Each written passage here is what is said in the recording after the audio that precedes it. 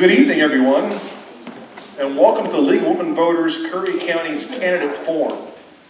My name is Philip Dixon. I am tonight's moderator, and I would like to introduce the League's volunteers who are here tonight. Our Voters Service Chair, Dennis Triglia. Where is he? Dennis, is he here?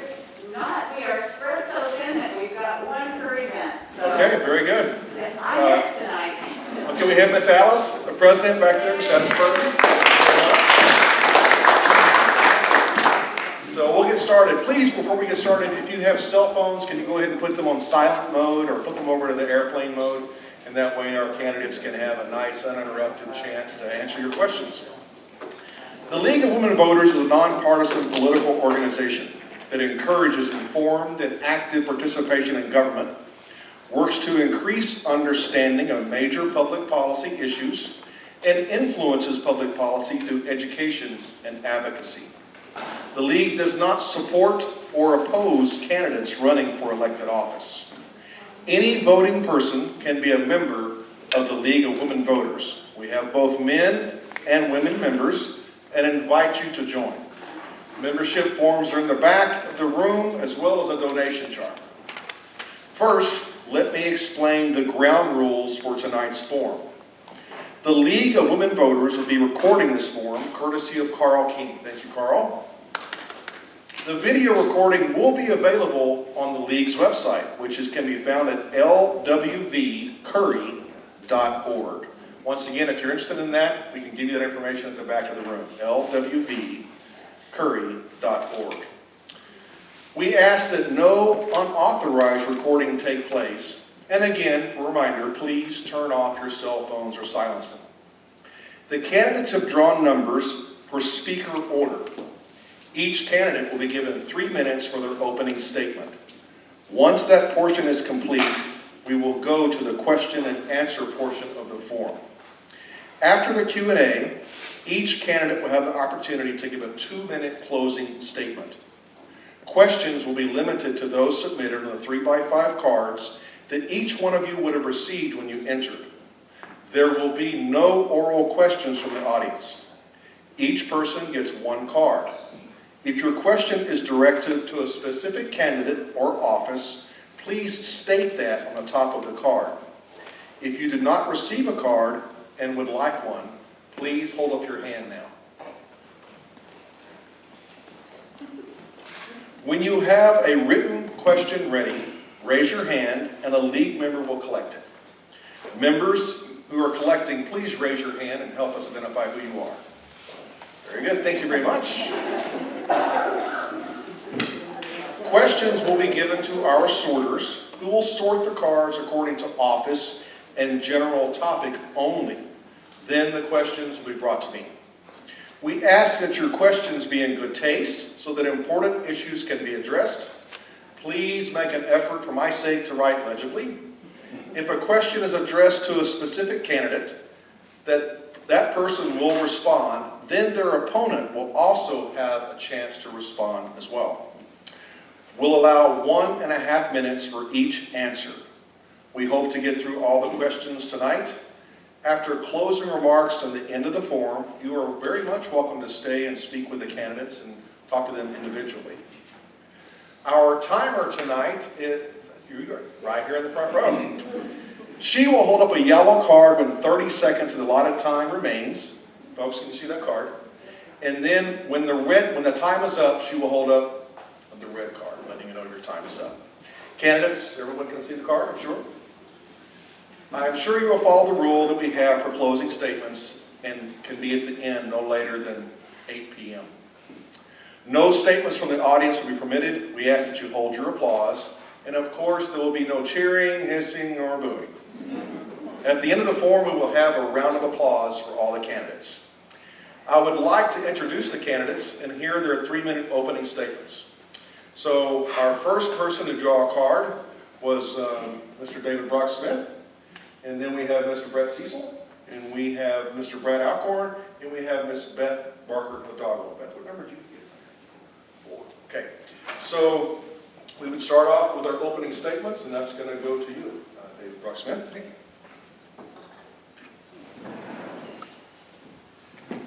Well, good evening, and thank you all for being here, and thanks for the league for putting this on. Always appreciate the candidate forums and the leagues organizing and getting them done for Curry County and all of our communities, so thank you very much.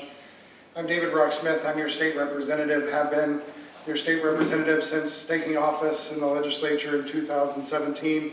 Prior to that, I was your county commissioner and have been working for all of you for many years in different ways in Curry County and Gold Beach. Some successes. Well, first, I sit on I'm the vice chair of the Energy, Environment, and Natural Resources Committee in the House, and everything energy these days. I also am on the Ways and Means Natural Resources Subcommittee, as well as the Ag, Land Use, and Water Committee, and the Legislative Policy Committee in the House. I've served on the Education Committee, on the Economic Development Committee, on the Early Childhood and Family Supports Committee, amongst other things. I've been able to learn a lot about our various agencies and how they impact my constituents and district.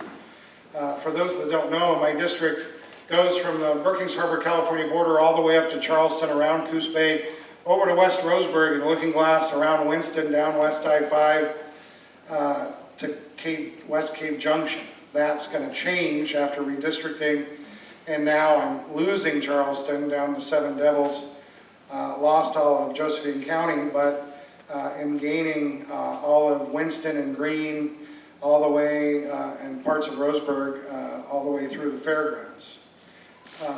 It's a large district. We travel a lot. I just drove in from Portland from a renewable hydrogen summit. Again, I'm everything energy when it comes to the legislature. I have the privilege to also serve and has been appointed as the assistant leader for my caucus for the House Republicans, which is quite an honor because there's only a few of us that get to serve in that role. There's many accomplishments that we've been able to make, especially for the folks here in Curry County. We created the Sudden Oak Death Task Force with Senator Merkley when I was leaving the county and going to the state legislature, which was a relationship unlike any other in the country.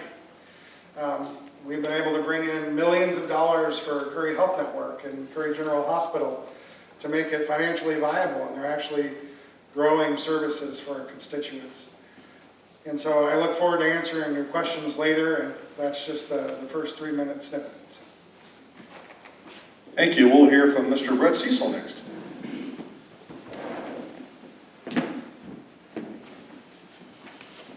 Thank you, Philip, for the introduction. Thank you all for being here tonight, and I want to thank the League of Women Voters for putting together these forums. It's really difficult to get out and meet all the people, and as David mentioned, this is a really, really big district, and it's a really fun district and a lot of really great people, but it's hard to meet all of you, and this is a really great way to do it, to bring you all together where we can see each other and hear what we have to say. I know a few of you here in the audience so far. I am the chair of the Curry County Democrats. I'm also the Democratic nominee for state representative here in the 1st District. I'm rather new to Oregon in comparison to many of the people that I've met here. I've lived in Oregon about 5 years. I came in 2017. I lived in Northern California, in Ukiah, California. My partner and I had a number of pieces of real estate that we had developed and lived on. And the last piece of land that I was living on was a little chicken farming, goat ranch. It was about 10 acres. And my partner had passed away a few years prior. It was an unexpected illness. It kind of left me with a lot of things to wrap up. I had some really dear friends that lived here in Port Orford. And so they said, why don't you come up and live with us, get yourself settled, figure out what you're going to do. I was planning on retiring. Didn't have any other plans at that point. So I came on up to Port Orford, got settled in, living in my RV on my friend's property until I could figure out a place to live here in Port Orford. Little did I know it was going to be difficult to find a home for myself. Of course, I had a couple of dogs at the time, so that always adds a little bit to the mix in trying to nail down a place to live. But I had a lot of difficulty finding a place to live. On top of that, I did have to spend quite a bit of time looking for health care. I needed to make sure that I had some setup for that. as I was starting to age a bit, I had knees that needed tending to and some knee replacement surgery that I had done. So those were all things I had to look at and things that I've run into, housing and healthcare, things that I'm finding really important to us in our county here. The other thing that I've discovered in talking with people is that education is really important to us here as well. Our schools are really important. Port Orford has a great little elementary school. I see the kids are there during the school year. They've done some really nice work to the grounds there. I'm not as familiar with some of the other schools through the county, but that is an area that I'm familiar with. And I know that we need to work on child care in our county. These are all things that are going to support us as people. People are is really the thing that I'm looking at, that my campaign platform is really aimed at. People ask me, where do you stand on business? Do you support business? And I say, yes, I do, because I support people. Our businesses won't survive if we don't have healthy, happy people that can be consumers as well as be a workforce for us here in the county.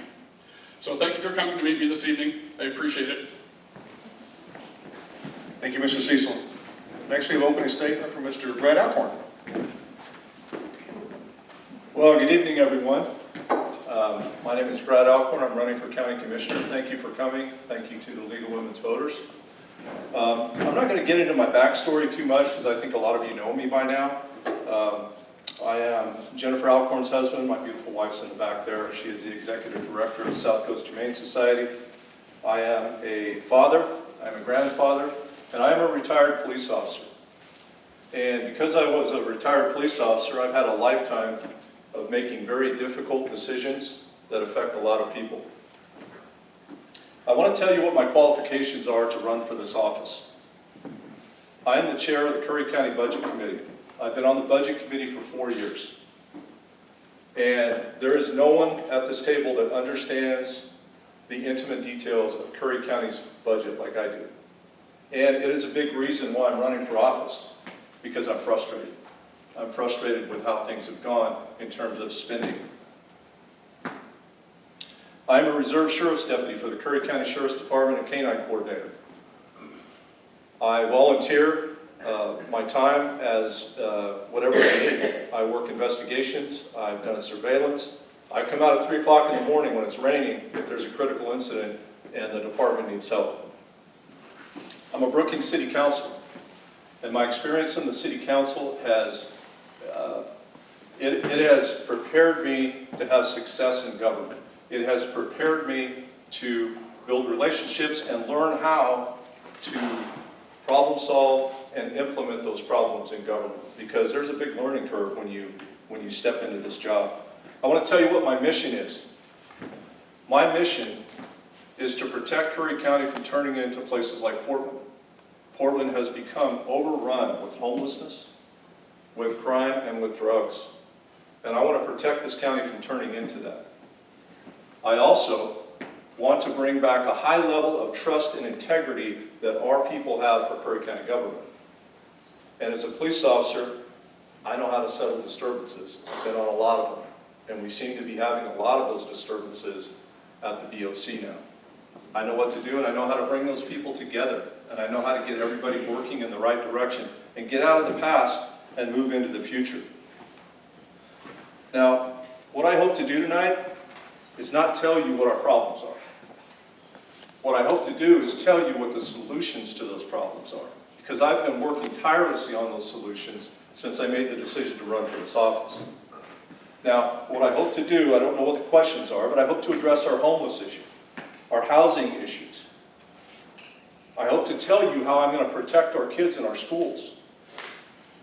I hope to tell you about the program that I'm creating for our youth opportunity with our kids. I hope to tell you how I'm going to fund public safety in our county.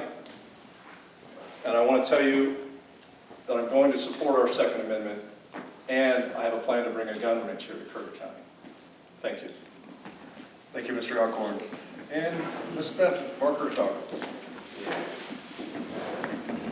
Hi, good evening, everyone. I want to thank all of you for taking some time out of your Thursday evening to come here and participate in this candidate forum. And I want to thank the League for supporting this forum and the other forums throughout the county. My name is Beth Parker Hidalgo, and like my opponent, I think most of you have heard me speak about my background, and I think most of you are aware of what my current career path is in Curry County. But I will let you know that I am the executive director of the Curry County Homeless Coalition.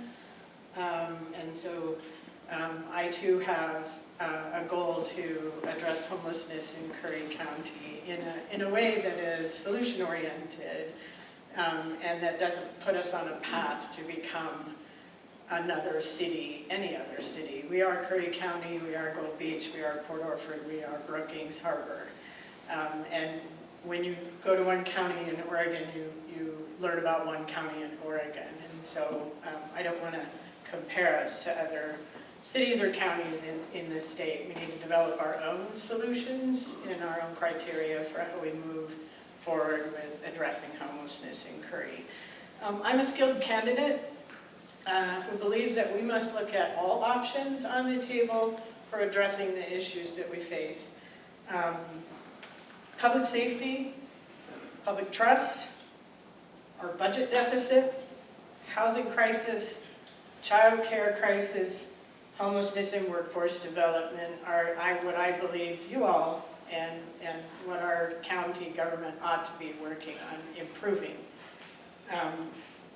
I've had some time during the campaign to meet with some of our county department heads. I've sat down and talked with some of these folks, and they've informed me from their perspective how they see us moving forward in the future in Curry and how they see us closing our budget gaps.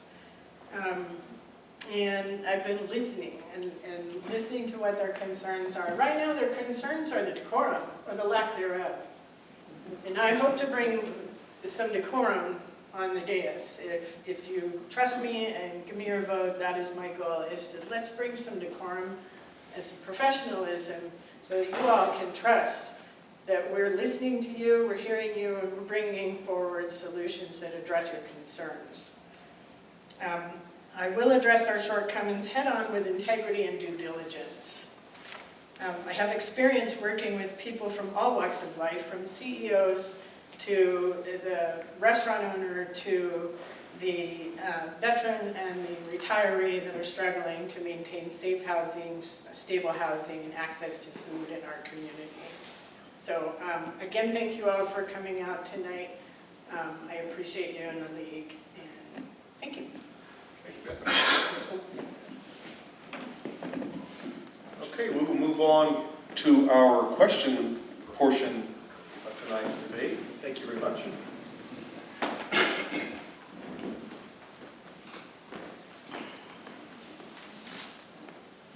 And our first question is going to be for House District 1. And we are going to go to Representative David Brock Smith.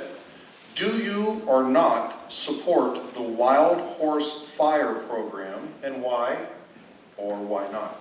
Is it 2 minutes? Minute 30. So not a fan of the Wild Horse Fire Brigade. There's lots of ancillary issues with bringing wild horses into our forests, and it is not a real viable answer. I mean, they use goats in other areas. That has been somewhat helpful, but the issue with bringing wild horses into the national forest and in our federal forest here in Curry County and elsewhere in the district is we have a lot of private property owners that abut up to those forests that don't want their azaleas or roadies or anything else eaten. The real issue, since I have another 45 seconds, is we need to deal with those ladder fuels and that slash in the federal forest system. And I think we're finally at a point where what I call the environmental hypocrisy of allowing our forests to burn when it comes to climate change and stored carbon, and the fact that we have 1 million acres burned in 2020, and all that carbon was released, and none of it was, or very little of it was replanted. So there's other opportunities that can bring jobs back to our communities to do that work. Thank you, David. Mr. Cecil?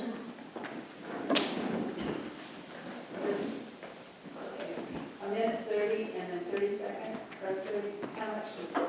1 minute 30. Okay, both of them. Sorry. It's okay. And thank you for the question. I'm not terribly familiar with this program. Being a goat rancher, horses I don't think are going to be your best thing if you're trying to clear forest. Horses are a little particular about what they like to eat. Goats eat everything. So that might be something for us to look at. A little bit easier to handle too, smaller sized animal. But we do have a serious issue with our forest lands. Keeping our carbon sequestered and not putting it up into the air.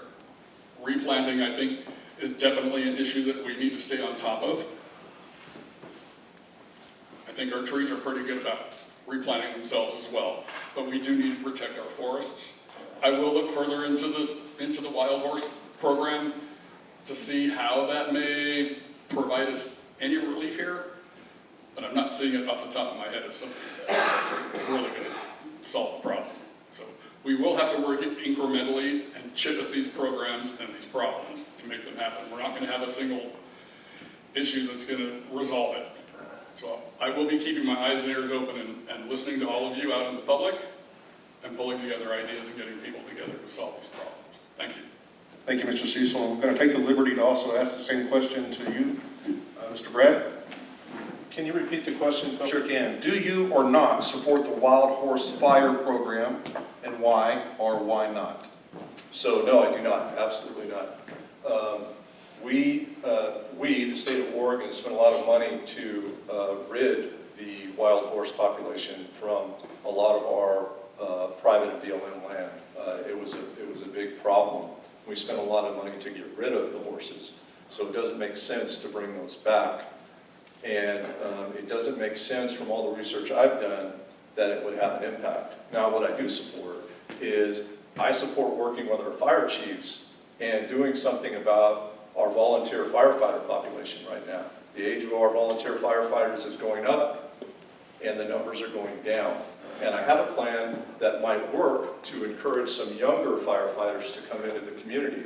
And that is to create some dorm-style housing in South County where we can recruit out of a fire station or a fire academy, and we can get some younger folks to come here, and they can live at this dorm, and they can volunteer between both fire departments at Brookings and Harbor, and they can build their resumes and then move on into their careers as firefighters, and we can repeat that cycle so we can increase some of our firefighter age and get some younger folks helping us fight fires. Thank you, Mr. Alcorn. And same question to you, Beth. Thanks for the question. No, I don't support using horses for grazing or wildfire management. In fact, I talked to a longtime born and raised Curry County resident about this notion that we could use horses, wild horses, to graze and reuse some of the fuels on the forest floor.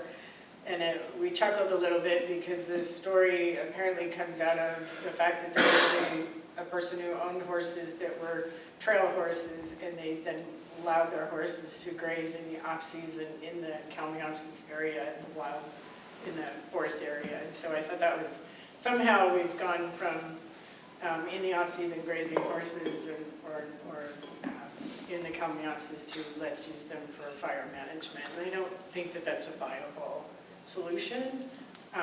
What I do think is a viable solution is to pay closer attention to the management of our forest floor and address, as Representative Brock-Smith mentioned, the lack of fuel management that we have now. We need to be addressing that fuel management more aggressively and not allowing that carbon to be released into the atmosphere through wildfires. Thanks. Thank you, Beth. Next question is for our county commissioner candidates. What is the most underfunded department in Curry County government? And we'll start with you, Mr. Brown. That would be the Curry County Sheriff's Department. They are the most underfunded element that we have in our community right now in Curry County. And I'll tell you what I mean by that. Sheriff John Ward is here tonight. There he is in the back of the room. And he does so much with so little. It is incredible. And here's an example. I get a call probably once a week at least, and someone will call me and say, Brad, I have a problem. My neighbor's selling drugs. I called the sheriff's department. These people are out all night long, and they're loud, and I heard some gunshots, and I heard some fighting, and I called the sheriff's department, and a marked patrol car came up, and they just went and knocked on the door, and then they left, and then everything started again. What do I do? Well, here's the thing. We haven't funded the sheriff's department well enough that he has the resources to go out and address that. We have marked units. Our marked units are very reactive right now, not proactive. And we need to provide the sheriff more resources so we can raise our level of public safety and address the increasing crime and the increasing drug traffic that is happening, that is impacting our homeless, it's impacting our housing, it's impacting everything in Curry County. And if we can find a way, which I have, to fund the sheriff's department independently, we will fix that problem. Thank you, Mr. Alcorn. Ms. May? Thank you. Much to my dismay, our most underfunded department doesn't even live here in Curry County anymore. It's public health, which is a part of public safety. So I will do whatever I can to help this community build a solid foundation to bring public health back to Curry County, because if we don't have healthy community members, if we're not surveilling for communicable disease spread, if we're not leaning into the needs of public health in this community, it's going to affect every other aspect of our community and the overall health and well-being of Curry County. So it was very disappointing when I learned that we gave public health, we voted to give public health back to the state at the very time when we needed a robust public health response. So I am dedicated. If you put your trust in me, I am dedicated to rebuilding the foundation and the structure and stability for a robust public health and public safety response in Curry County. Thank you. Thank you, Ms. Beth.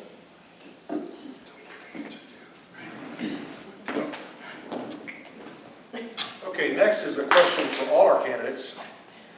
Could you please share your plan for protecting local small businesses from the housing crisis? And Mr. Cecil, let's start with you on that one.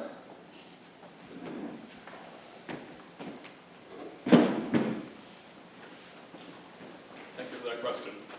And I did mention that I am pro-business and I am pro-people. I think those things all go together. Our housing issue is a serious one. Our businesses need support. They need workers. They need consumers.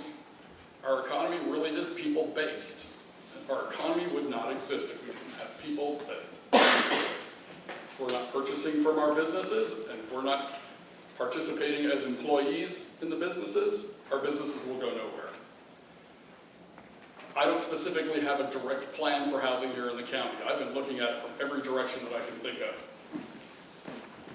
We had some discussion last night in Port Orford at the forum that the League of Women Voters held there, talking about building different types of housing to support people across the spectrum.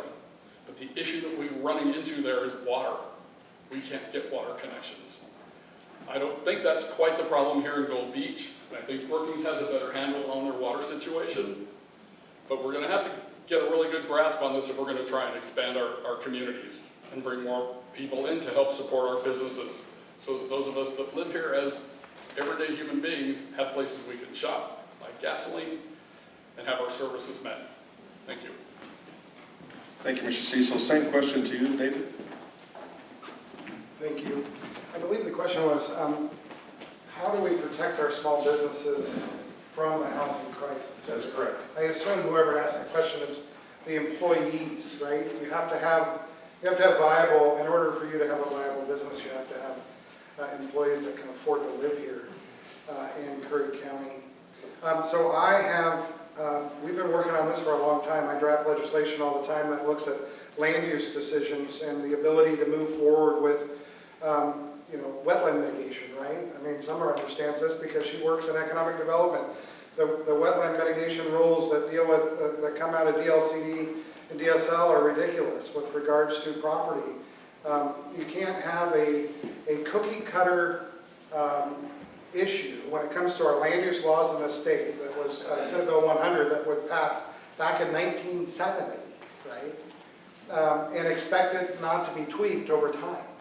I drafted and actually passed a law that allows for a tax incentive for the building of multifamily workforce housing in the state, and it's being used in municipalities and counties across the state.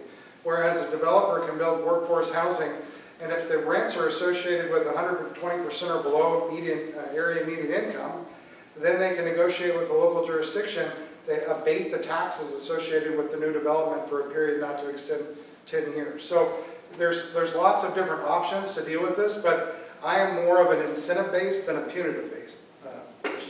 Thank you, David. Next, we'll go to Beth. Beth, you have the question? Could you please share your plan for protecting local small businesses from the housing crisis? Well, there have been many efforts to bring forward projects in Curry. What we face here is the reality that labor and material costs are high, because we often don't have the labor force or the materials locally, so we have to import that, which adds an additional per-door cost to development. And it could be a tremendous increase in cost to build. So how do we do affordable housing, affordable and accessible housing? I know that we're leaving money on the table year after year, federal dollars, that we can bring into this county for development of subsidized and/or workforce accessible and affordable housing. Representative Brock Smith mentioned a bill that he passed, and other communities are taking advantage of that, but we haven't so far. And I'm not sure that we haven't had the collective effort, because I certainly know there's been a heck of a lot of energy put into this issue over the last 5 years. And with our housing study, with housing needs assessments in Brookings and in Gold Beach, we have the data, we know what the issues are, but somehow we have to get unstuck. And I can't tell you the number of people that I work with on a regular basis that are living in their vehicles, that are going to work, that don't have adequate access to sanitation, they can't get restorative sleep. So for our business owners, we need to provide housing so that they can have workers show up ready to work. Thank you, Beth. And last, Mr. Alcorn. I'm going to ask you to read that question again. Sure, I don't mind. Could you please share your plan for protecting local small businesses from the housing crisis? Yes, so step one, I'm going to go to David Brock Smith, and I'm going to demand some infrastructure money, because I know that's out there from the state, and I'm going to try to bring some of that money in. The other thing, the infrastructure is critical to workforce housing in our communities. One of the things that we just did in Brookings was we secured a $29 million loan, and what that allowed us to do is to enhance our infrastructure and then connect that infrastructure to the Borax property. So that's going to be buildable property, and hopefully we can encourage some developers there. We also need to streamline our DEQ and environmental processes. They take too long. We've got to streamline that so our developers can get these houses built. We've got to look at reducing our SDC costs. They're pretty high, and we've got to find ways to knock that number down, and maybe we can get some of that infrastructure money to help do that. We need constant communication with our builders, and we need to know what is slowing them down and what's holding them up. That's very important to us. And then, as a hypothetical example, I want to bring those who need housing together. Here's an example, hypothetical. The school district needs teachers, the hospital needs medical staff, the school district has land, the hospital has money. We bring the two of them together, we use their land, we use their money, we build multifamily housing, and we can get some teachers and we can get some medical people in there. So I want to bring entities together that can work together and do that type of housing. Thank you, Brad. Next question is for our candidates running for commissioners of Curry County. This is directly to you, Mr. Alcorn. Be specific. What does hand up mean? How will you encourage landlords to provide housing in Curry County for the workers instead of fast profit for vacation rentals? Okay, one more time, sure will. Be specific. What does hand up mean? How will you encourage landlords to provide housing in Curry County for the workers instead of fast profit for vacation rentals? How will I encourage landlords, I think is the question. Yes, sir. Correct. That is correct. Okay, I'm a little confused by that hand up because that would be more directed at the homeless question. So my answer to encourage landlords, so let me talk about the short-term rental impact right now. Currently in Brookings, we have 64, right around 64 short-term rentals. We have about 3,000 residences in Brookings. So the number of short-term rentals in Brookings is relatively low. It's a small percentage of our overall population. However, in Port Orford, a much smaller community, they're way up close to the 80s, I believe. So it's had a different impact there. So geographically, we have to look at each area that has short-term rentals. And then we have to look at the impacts that it's having in each community. So in Brookings, it's less than Port Orford, as an example. So once we can establish that, you know, I'm not a strong believer in telling a property owner what to do with the property, but at the same time, I do believe we have to find balance. We have to find balance so that we're creating ordinances, we're creating enough rules around short-term rentals that there is balance in our community and our community has what they need. Thank you. Ms. Beth?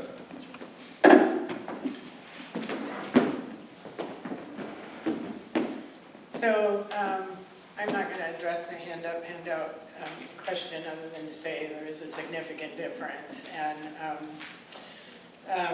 But as far as encouraging landlords or encouraging, I too struggle with the notion of telling a property owner what they can and can't do with their property. However, you know, I did meet specifically with our planning director regarding the housing issue and had a good dialogue with her for a couple of hours, and I really specifically wanted to meet with her to talk to her about the Port Orford, the most recent ordinance changes and the zoning changes that are impacting North County, and I do struggle with the notion that the hopeful outcome of those changes is that we will free up more long-term rentals, because those short-term rentals that are flying under the radar and won't pass permitting, inspections, and all of that stuff, that those owners are either going to sell or they're going to turn those units into long-term rentals, and that's where I have the heartburn.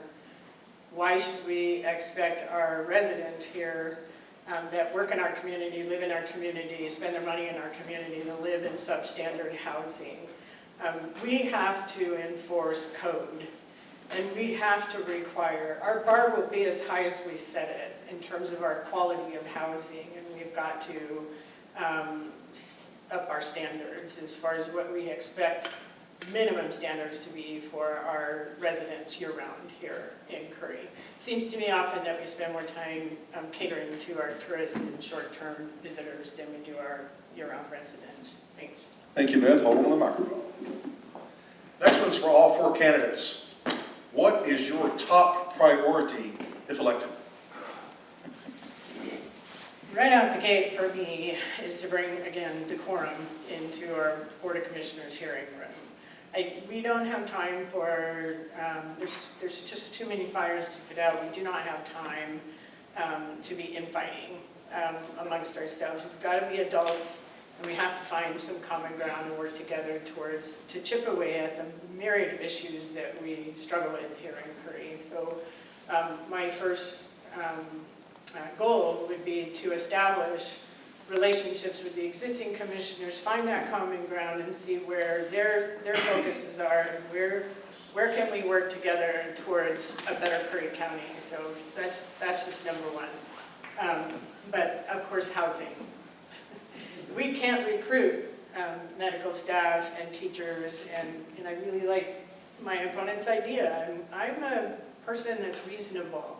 If you bring a solution forward, it doesn't matter to me who's bringing it forward. if it's a good solution, a solid solution, and I can get behind that.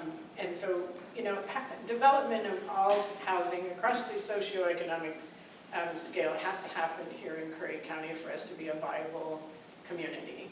At the end of the day, it's our year-round residents that support us, and that we owe, frankly, in my opinion, we owe their quality of life to improve as much as possible.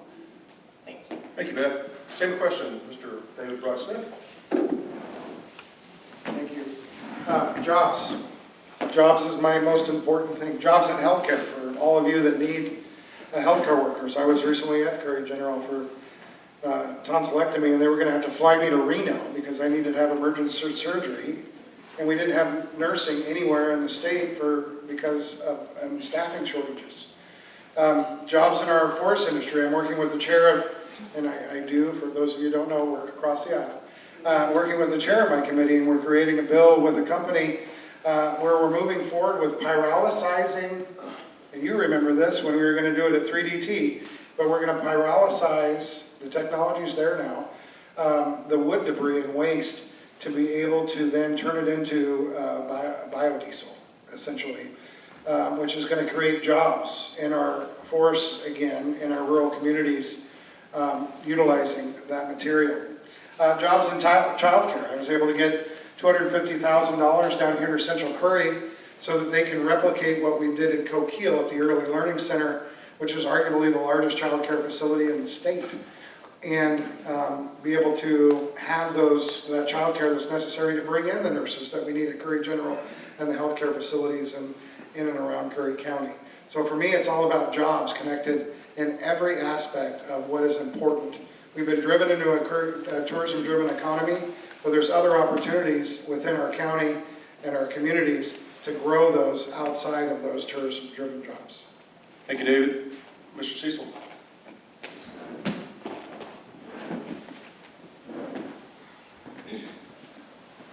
Top priority. I've gotten involved in our county commissioners meetings and our city council meetings. I want to thank everybody who sits in those seats, all of our electeds. Some, maybe you're paid a little bit, but it certainly isn't. No one's making any big money off of sitting in a state representative seat. I want to look at the name of the seat that I'm running for, state representative. I'm finding that we're not terribly well represented. For as much as I appreciate Mr. Smith's help in everything he does here, all the programs I've heard him talk about tonight have never been presented to me as a citizen. I live on the same street as David. I've never met him until maybe a month ago in one of our planning commission meetings in Port Orford.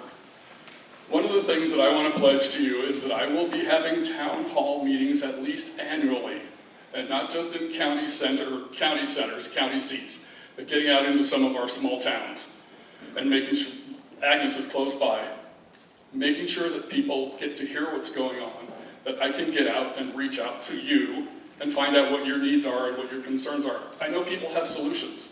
Great ideas. I've met lots of people with really good ideas, but I don't hear them coming into our representatives. So that's the one thing I'm going to work on, and that's what I pledge to do for you. Thank you. Thank you, Mr. Cecil. Mr. Alcorn. All right, so on day one, the very first day, I'm going to make a pledge to stop using the road funds. That is the money that is basically in our county savings account, and I'm going to implement my strategies immediately to fund the Sheriff's Department independently from the general fund.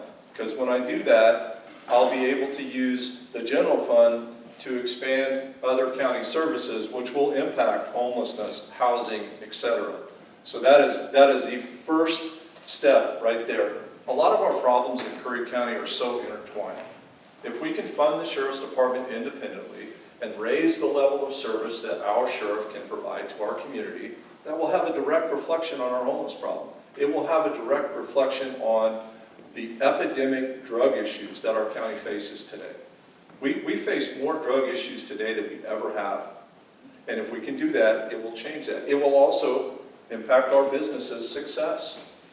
It will completely change the outcome of our future in Curry County. I know that from being on the budget committee, and I know how important that is going to be, and that'll be the first thing I do. Thank you, Brad. The next question is for all candidates. With crime rising, what would you do to assure our children are safe at school? Let's start off with David Brucksmith. You asked the question again. I didn't know that Beth answered that question. Anyway, the last one. With crime rising, what would you do to assure our children at school are safe? Oh my, thank you. I have a bill for this. In fact, there's actually it's kind of a quip in my caucus that DBS has a bill for this, because that's what I do. I drive around and Brett, you can always sign up for my newsletter. COVID kind of stopped the town halls as that has for the last couple of years. But I have a piece of legislation that will look at school resource offices and funding it. So the majority party passed a $2 billion tax on all of you a few years ago, the Democrats did, and it went to schools. The sad thing is they get to then control the budget and they take money off the backside of it. But in the Capitol, we have retired state police officers that protect us in the Capitol, and they're in plain clothes or clothed, depending on the issue of the day.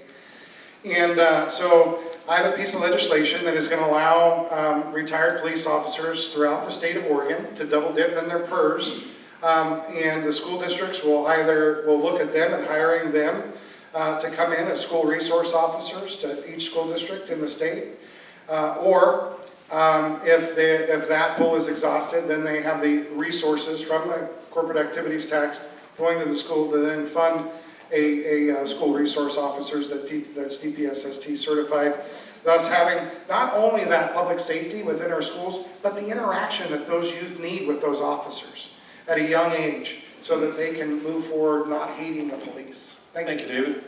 Mr. Bragg, can you read the question again? With crime rising, what would you do to assure our children at school are safe? All right, so I've already taken action on this. After what happened in Uvalde, Texas, I was devastated by that. And I participated in a minute-by-minute debriefing on that, and the police made some mistakes. That's my community, but I'm going to tell you right now, they screwed that up. So here's what I did. I reached out to some business folks in our community, and there's some folks here that have created a coalition, and we are going to bring training here to Riley Creek School. It's coming on November 11th, 12th, and 13th. It is active shooter training for every law enforcement officer from Coos to Del Norte, and it is free. Absolutely free. We have some of the best instructors in the world, Navy SEALs, Army Rangers, MARSOC Marines. We have active duty SWAT guys coming from Chicago. I'll be teaching a portion of the class as well, and our first responders will be prepared. The other thing is, I've talked to David Brock-Smith about this, I have an idea to subsidize the costs associated with putting a police officer in every school. And that is to get our retired police officers and our military folks that meet our criteria, and they work a couple of shifts a week during the school year at the school, and at the end of the year, they don't pay taxes. It's subsidized that way. And I've talked to David Brock-Smith about that, and that may be something we can implement as a long-term strategy. But that's something that, when that happened in Texas, I thought about Curry County, and I can't let that happen here. Ms. Beth.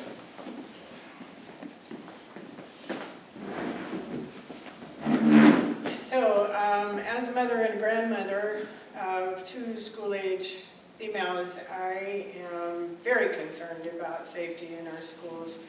I'm not sure that a head-on law enforcement response is the only way that we can address school safety. I think it is a way.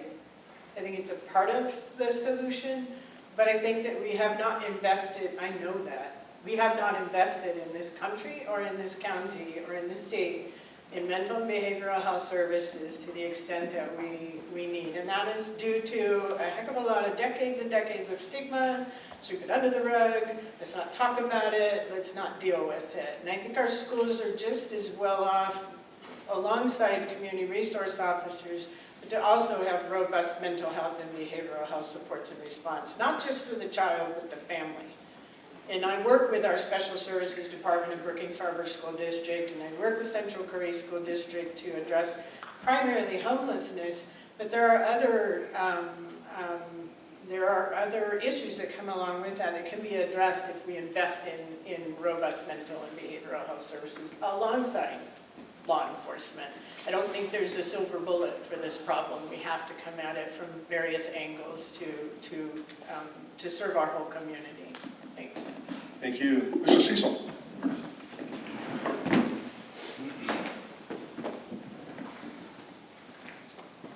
David, I want to thank you for that offer on your newsletter. I appreciate it. I do subscribe to it. I had to read it 3 times this last one. I have to admit it was a rough read. There was a lot of grievance there, but I wasn't seeing a lot of solutions. So I like to bring solutions when I bring a complaint. I think something we can really work on. Brad makes a really good point that law enforcement is something that we really need and we need to support. I wholeheartedly support funding our police departments, our sheriff's departments, and our FBI. Let's not overlook our federal government as well. I'm concerned that our parents aren't quite as active in the schools as they can be. I think maybe a little bit of PTA work might be something that we can do. I attended a school board meeting in Port Orford at the high school back in April. I was the only person that wasn't staff or administration there. I walked through the whole school trying to find the meeting. I probably went through every classroom, and there were kids and teachers in the school. No one asked me who I was. I was really concerned after that. I think we do need to have much more robust mental health care for our students, especially when it comes to some of our LGBTQ kids. I've met a lot of them in the past few months that are frightened. They're scared. They don't know where to turn, and they're feeling attacked from lots of different directions. So those are all things that I want to work on when I become representative. Thank you. Thank you, Mr. Cecil. Next question goes to David Brock Smith.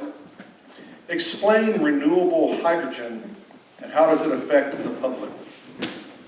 Well, I just came back from a renewable hydrogen conference in Portland yesterday. Drove in directly to here, basically.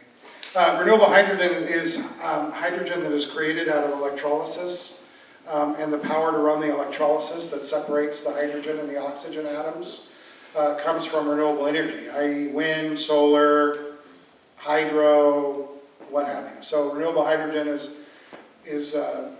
renewable hydrogen. And it can be used in a number of ways. One of the things that we were discussing yesterday was there's a serious shortage of fertilizer, right? We need fertilizer for all our farmlands, especially in the Willamette Valley and Eastern Oregon. You can easily pull nitrogen out of the air and mix it with the hydrogen and make ammonia, which then you can create fertilizer. So there's lots of ideas of actually having 4 hydrogen, small renewable hydrogen hubs using solar from the central and eastern Oregon, and then creating nitrogen-based fertilizer in Oregon rather than importing it in. Originally, with the offshore wind situation through BOEM, a renewable hydrogen facility at the Port of Coos Bay, where PIMA was going to put the natural gas facility as another option moving forward, utilizing the offshore wind as energy as the power to run the electrolysis. Thank you, David. Mr. Cecil.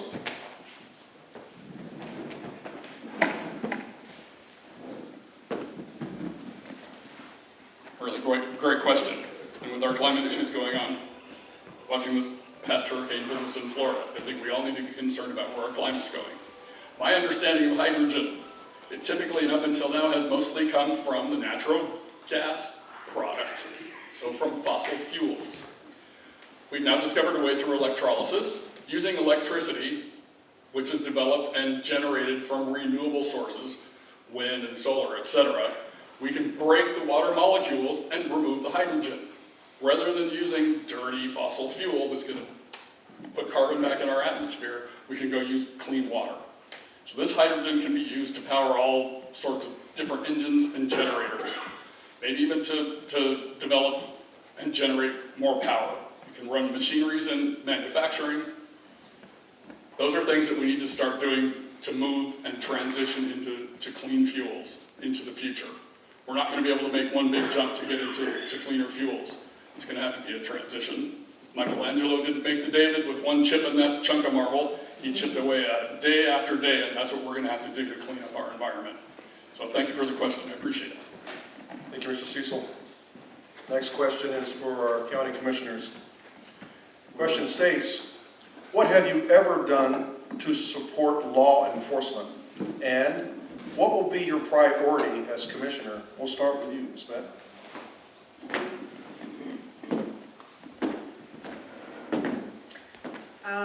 In my past, I have worked alongside law enforcement as the agency liaison to Emergency Operations Center in Sacramento County. While here in Curry, in my previous career in public health, I worked alongside emergency management and law enforcement and fire. In fact, we had a full-scale exercise that I led in June of 2016 where we had a multi-agency response and you know, when there is a levy on a ballot that increases funding for law enforcement, in my voting history here, I have voted yes for that increase. It has been a problem passing ballot measures here to support our sheriff's department, and I think part of that it can be addressed with public trust. We hear time and time again that if we don't get this ballot measure passed, we're going to have to lay people off. But what we've seen as the public is that doesn't happen necessarily. And in fact, we've expanded and added, thanks to Mr. Alcorn, our canine department and canine unit now into the sheriff's department. But I just want to say, I long to work with law enforcement. There are many in law enforcement that appears to me don't appreciate the work that I do in our community. And so it's my goal to reach across and work with law enforcement. Thank you, Beth. Mr. Alcorn. All right, I'm approaching 4 decades of service as a police officer, and I transferred my credentials here in Oregon, and I volunteer with the Sheriff's Department in anything they need. I answer the phone every time they call, and whatever it is, whether it's covering a shift, anything at all they need. As a budget committee member, I have advocated for increased funding for staffing, increased funding for training, and increased funding for equipment. As a Brookings City Councilor, we with one of my ideas, created a community resource officer position, which deals specifically with the homeless community. We have our school resource officer, which I was part of. We have increased our canine unit in Brookings, and we just voted on a big salary package for our BPD guys to take care of them. And we've increased our training budget, our equipment budget, and the city of Brookings is a safer place than it was 2 years ago when I started. And I will continue to advocate for funding for the Sheriff's Department. I want you to know something. There is no circumstance and absolutely no way that I will ever defund the Sheriff's Department. That will not happen under my watch. Thank you, Mr. Alcorn. Next question is to all our candidates. The question has 2 parts. One of them specifically for the speaker position or the House representative, and the other one for everyone. It says, do you believe that Joe Biden legitimately won the 2020 election? Please. It's a legitimate question. Let's start off, please, with Mr. Cecil. Do you believe, the second part is, are you pro-choice or not? And how would you vote on this issue in the legislature? Mr. Cecil.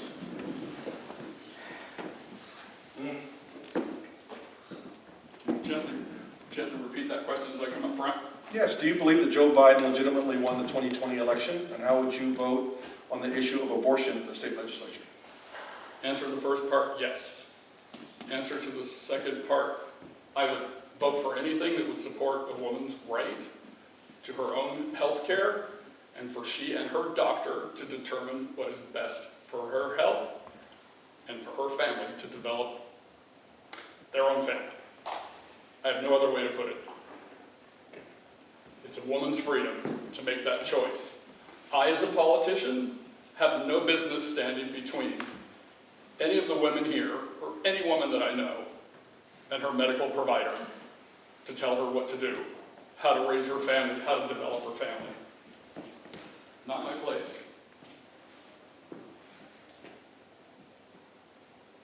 The party of my opponent has made it really, really clear that if and when they take back any majority, whether it be here in Oregon, which is the safest union, the most protected state in the union right now, for a woman to seek reproductive care, nationally, that right will be removed. So I want you all to think about that. 50 years worth of precedents yanked away. And their plan is to make it a national ban. Don't forget that. Make sure you vote to support women's rights. Thank you, Mr. Cecil. Mr. Alcorn? All right, so both those questions, can you repeat them? Sure. Real quick, Phil? Do you believe that Joe Biden legitimately won the 2020 election? And are you pro-choice or not? And how would you vote if you had the issue to vote on this issue in the legislature? All right, so both these questions are the types of questions that a county commissioner will never deal with. We won't deal with these. These are personal issues, personal choices. They are questions that will divide and distract from the real issues. So if you want to know if I'm pro-choice, you want to know if I'm pro-life, come see me afterwards and I'll tell you. If you want to know what my religious preferences are, come see me and I'll tell you. Okay? But I have, as a commissioner, I have no effect over either of these topics. Now, what I am going to tell you is I am going to fight extremely hard to make sure that everyone in this community has the medical care and the medical services they need, regardless of who you are. I'm absolutely going to fight for that.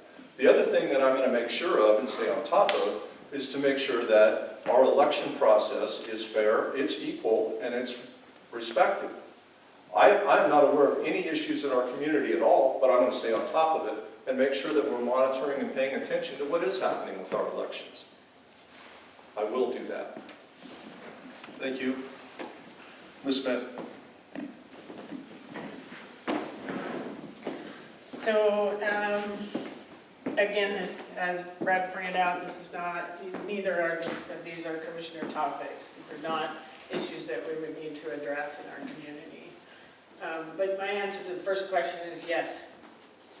And again, my answer to the second question is I support a woman's right to reproductive health care without anybody other than her medical provider having a say in and making recommendations on what's best for that woman. I'm stunned that we seem to be heading in a backwards direction when it comes to a woman's right to choose. And so I will emphatically, I don't have a say at the state legislature, I can't vote in that arena, but if I could, I would be voting in support of a woman's right to choose. Thank you. Thank you, Ed. Finally, David Bruxman. Thank you. It's unfortunate that my opponent is taking signals from the Democrat Party and it's all about fear. Fear, we're going to take it away from you. It's completely beyond the truth. The truth is, Oregon doesn't have any abortion rights. Any abortion laws. A 14-year-old girl can be in an Uber on her way to give birth to her child and say, you know what, I want to go to an abortion clinic and have that abortion. It's taxpayer funded, and she doesn't have to tell her parents about it. That is lawful in Oregon. And if Christine Drazan is elected governor, that will still be lawful in Oregon. What I have supported actually is if you want an abortion in Oregon, you need to go to a doctor first and then have that abortion prior to 20 weeks. That is something that I've supported. I've supported legislation that says if you have an abortion and that baby is born alive, you have to take medical steps to save that child. But the Democrats refused to even bring the bill up for discussion. And so I am all about the opportunities that we can move forward in this issue. In fact, I was able to get $100,000 for the Coquille School District. And you know what they did? They built a maternity and new mother learning center so that they have a space to come to and learn with their baby, and we just cut the ribbon last week. Those are things that we can do as well. And Joe is elected our president. Thank you, David. Next question is for our commissioner candidates. Mr. Alcorn's current primary concern is public safety, and Ms. Beth's current primary concern is homelessness. How will each of you address the other's primary concern? We'll start with you, Beth. Okay, so I want to clarify something. My primary concern in my workaday life is homelessness because that is my job. But that is not my primary concern for the county. It is one concern of the county. And how would I support public safety? I think I mentioned before that bringing back robust public houses to work alongside our law enforcement agencies and having a robust mental and behavioral health support response capability is how I will support our law enforcement and our public safety in Curry County. I know right now that $1.3 million came into Curry County to 2 agencies to build our behavioral health response network. And that money just hit the accounts in the last month for these 2 agencies, and so we're just getting started building up our response capacity for behavioral health needs and mental health needs in our county. These are agencies that have stepped in, leaned into the issues that we're struggling with here, and I applaud them for doing so. And I'm grateful that they went after money that's on the table, because again, there's lots of money sitting out there on the table that we have not tapped into, and I will. When I get elected, I will be looking, I've already looked at money that we have left on the table year after year for law enforcement, for justice reentry, and for other support services that will help our law enforcement agencies have a more positive impact on the people that they engage with. There were a Department of Corrections. I would like to see us help people correct their behaviors and not be repeat offenders. So that's where I want to put our energies. Thanks. Thank you, Beth. Mr. Alcorn. I'm going to ask you to repeat that question. Certainly. Mr. Alcorn, your current primary concern is public safety, and Ms. Beth's current primary concern is homelessness, as the question reads. How will each of you address the other's primary concern?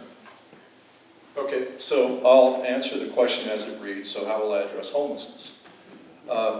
Well, the first thing is I'm going to do what has already been successful in the city of Brookings, and that is expand the community resource officer position that I helped create. That officer is specifically assigned to deal with our homeless population. It is an outreach position, but it is also a position where he can enforce our laws.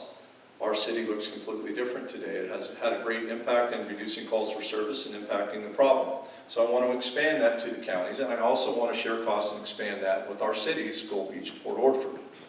That program is working.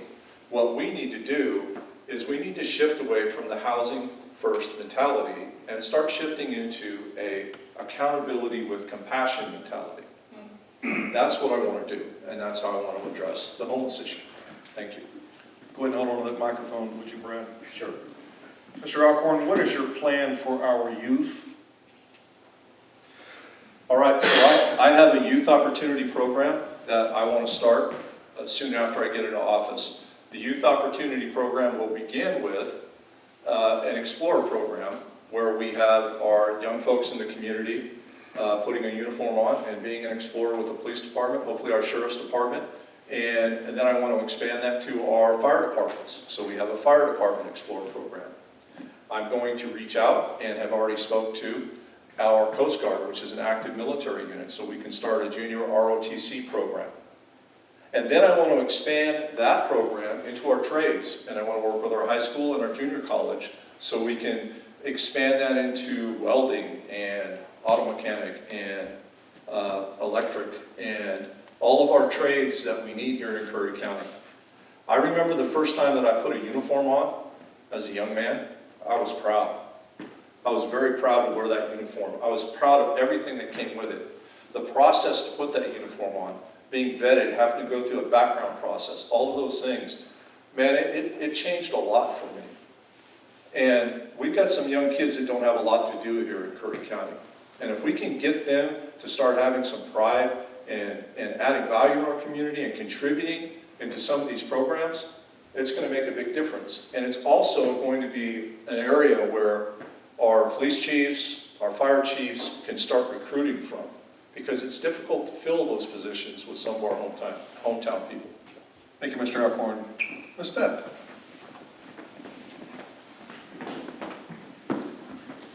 So anyone who knows me or has talked to me at length about the work that I do knows that if I had the opportunity to, with an unlimited budget, the investment would be in our youth.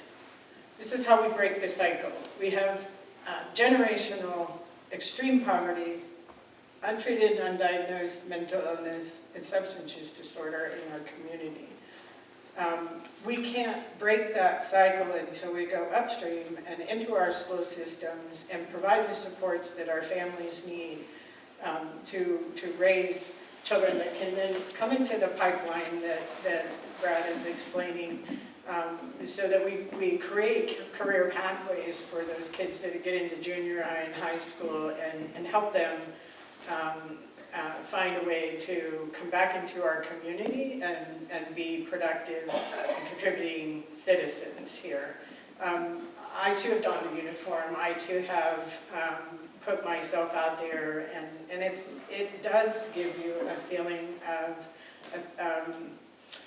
accomplishment, and that helps our students feel more confident moving through life and going for those challenging, getting themselves out of their comfort zone and challenging themselves to be better human beings. But I think that our investments need to be made earlier on in the school districts with our elementary schools, kiddos and those families, and get them on a pathway to a more productive life. Thanks. Thank you, Beth. Hold on to the microphone.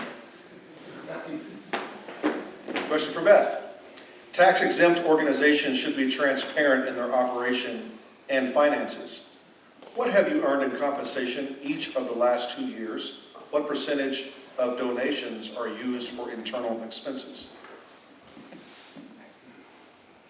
What have I earned over the last 2 years? You want to know my tax returns? Is that the question? I'm not sure where this is coming from. I earn a salary as the executive director of the Curry County Homeless Coalition. Donations that I've made to the organization? It says what percentage of donations are used for internal expenses? What percentage of donations are used? 0. Every donation that comes into our organization, we do not take an indirect. That goes into our programs of service, our Homeward Bound program, which is, by the way, we moved 18 households from January 1st until the close of third quarter out of Curry County to support systems and systems of care. Our homeless prevention program is foundation funded. For the majority, it's either All Care, Advanced Health, Humboldt Area Foundation, Wild Rivers Community Foundation have funded those programs historically. Not a penny goes into operations. We don't take indirect from any of those funders. The indirect monies that we have for our organization are through a contract with the Oregon Health Authority that we went after because no one else was willing or wanted to do the work or bring the money into Curry County. I can tell you that through the 3 nonprofits that responded to COVID in Curry County, we infused over $1 million into Curry County over the last 2 years in support to households, buying groceries and delivering, paying rent and mortgage, paying utility bills, cell bills, insurance premiums. We've put money into this community, so none of the operating costs come out of our donations. Thanks. Thank you, Beth. Mr. Alcorn, would you like to respond? You're going to have to ask that question. The question is pretty specific for Beth, but I'll give you the gist of the question. Tax-exempt organizations should be transparent in their operation and finances. And the question to Beth was, what have you earned in compensation for each of the last 2 years, and what percent of the donations are used for internal expenses? So I have no idea what Beth's financial situation is. None whatsoever, although I do agree with nonprofits being transparent. My wife, she is the executive director for the South Coast Humane Society, and they are very transparent, as are their board of directors. I'll talk about my own finances a little bit, though. I will tell you that I have a pension from the police department. That's what pays my bills. And I have not taken one dime from the sheriff's department for anything that I've done. I don't get paid as a Brookings City councilor, not one bit. I don't get paid to be on the budget committee either. I don't get paid for that. And I don't get paid for any of the volunteer work I do in the community. That's pretty much it. That's about all I can give you on that. Thank you, Brad. Next question is for all candidates. How can we bring civility back? We may want different things, but we live together. Mr. Brad. All right, so I probably handled, I don't know, 3,000 to 4,000 neighborhood disturbances where one neighbor is upset with the other because his kids are too loud and his music's obnoxious, and the other guy didn't like that neighbor's dogs, and they're fighting constantly, and we have 3 or 4 calls for service there. We got to figure it out. So what I've always found that works is a starting point. And in Curry County, the starting point is this. Everybody that's in the BOC, whether it's our department heads or whether it's our elected officials, we have something in common. Everybody has something in common. I believe that irregardless of what our oppositions are, we all care about Curry County. Everybody does. And I think that's a really good starting point. The other thing is, we can't get our feelings hurt.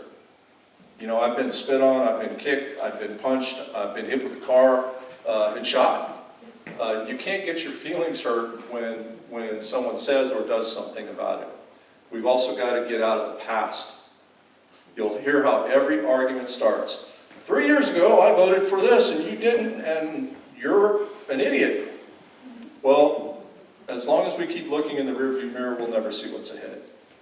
We've got to look forward, and I'll get people to do that. Thank you, Brad. Mr. David Brucksmith. So I have a reputation of working across the aisle in the legislature. You see this evening, there's been a little uptick in, and it's tit for tat, I think, between my colleague over here. We've never debated before, but I can tell you that the Democrats in the legislature fear me because I am an impromptu speaker on the House floor. When they're reading their prepared notes, I just take notes while they're saying them and then stand up and eviscerate them. That's what I do. But the majority party, especially a member of the superminority over the years that I've been in the legislature, I've still been able to bring home millions and millions in resources for a district. And that is because I've earned the respect of my colleagues in the majority party and have worked with them across the aisle in many different areas. We fundamentally disagree on a number of things like Second Amendment rights, land use rights, property owner rights, abortion. We fundamentally disagree, but we find common ground in different areas. For me, if they want clean fuels and we can pyrolyze the wood waste, then I want the jobs in Curry County and pulling that slash and fuel out of the forest system and bringing those ladder fuels down so that we can create less wildfire-prone communities. So I work across the aisle and bring civility all the time in the legislature for my constituents. Thank you, David. Mr. Cecil.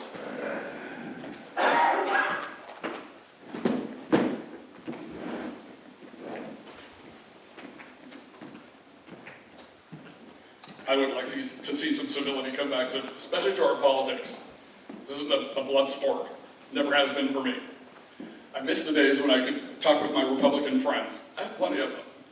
Of course, yes, we do disagree on some things that we agree on more than we disagree on. I have to say that. But I don't think eviscerating people on the House floor is, again, one of the things I want to look at. We need to look at how we conduct ourselves out in the open, in our everyday lives, in our counties, in our towns, our cities, our schools, our grocery stores, on the streets, on our roads. We all have those moments when we're driving. I know that we get a little bit out of shape. But let's give each other a little bit of space to breathe. I really think that it's going to be important in the next few years that we look at what the issues are for people. Back to our housing situation, back to our healthcare situation, back to our climate situation. All of us have to work together on this to make this happen. And if we're fighting amongst ourselves, we're never going to resolve any of it. So, again, I'm going to pledge to you that I will not attempt to take anybody down. I'm out here to reach across the aisle and reach out to people. Representation and communication are the things I think are going to make all this work. Thank you. Thank you, Mr. Cecil. Okay, I have to interrupt momentarily. I'm sorry to do it, and I apologize to everyone. Our wonderful videographer, Carl King, has said that he needs to swap out his battery. So if we could all just take a very short 2-minute break or so. Sure. Thank you, everyone. Good to go, Carl? Yes. Thank you. That's a nice little break. Question again goes to Beth is, how will you bring civility back? We may want different things, but we live together. So, I live by a credo myself. I don't assume, I don't take things personally. That question maybe threw me off for a second, but that's coming from somebody else. When somebody else is on the attack and being divisive, that's in them. That's not me, and I try my best not to allow that person or any other person's behavior to influence how I react and respond. And I tend to bring my credo and how I operate in life every day, in the role that I'm in today, to the role that I hope to be in if you give me your vote. I will not react and respond. I've seen a lot of reaction come from on the dais and in our Board of Commissioners hearing room, and that's not getting us anywhere. It gins up everybody, and everybody's, in high intensity and negative energy and division. And I hear from our current commissioners now that we want to stop with the divisiveness, we want to bring people together. Well, I do too. I know that the 3 people that are sitting up there now care just as much about Curry County as I do. And I bring that same energy to the seat. And I'm just not going to shoot from the hip and be reactionary when people, if you bring something to me, I'm going to take my time to contemplate and respond in the best way possible. But it's my intention to work hard to find that common ground and to work with the 2 other commissioners to address the high priority issues that we have in our community. Thank you. Thank you, Beth. Actually, go ahead and keep the mic on. This question is for you, Beth. If elected, will you recuse yourself from any issue related to the homeless due to the clear conflict of interest? I'm not sure that I can give a blanket answer to that question because it would depend on the nuances of the issue that's brought forward regarding homelessness. And if I'm elected to the seat, I will no longer be the director of the Curry County Homeless Coalition because I can't give both organizations or both positions the attention it deserves. So there would not be a clear conflict of interest with me on the dais in terms of relating. And I think I bring probably some of the most relevant experience, recent relevant experience as to what we're seeing in our community in terms of homelessness. So I think I would be doing the county a disservice if I recused myself from homelessness issues simply because my career was then the director of the Curry Homeless Coalition. No. Question for Beth was, if elected, will you recuse yourself from any issue related to the homeless due to a clear conflict of interest? The question could be said, would you recuse yourself from public safety? Yes, and I'm going to answer it, and I'm going to answer it the opposite way of obviously what we've been talking about. So I have 2 years left as a Brookings City Councilor. I would resign from that position in order to take the Board of Commissioner position.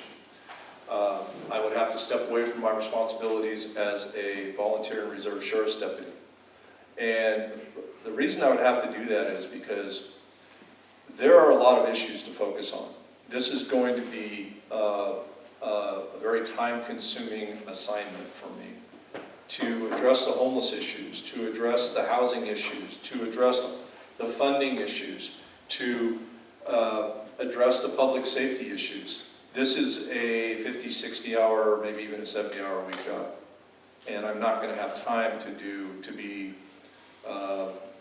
working with the canines right now, or, although I may volunteer and teach a few tactical courses here and there that might be unrelated, because I absolutely love doing that. And if I can get my gun range started pretty soon, which I want to bring here to Curry County, I will probably be out there teaching some firearm stuff, because I really do love doing that. I enjoy it.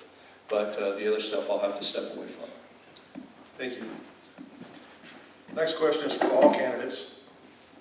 Given the housing crisis, what can be done at the state level to prevent landlords from renting units for twice as much as the prior tenant paid one day after the prior tenant moved out, and no repairs were even made, and keep landlords from using 90-day termination to remodel notices to get rid of a tenant, and to get two new tenants, charging the new tenant twice as much rent?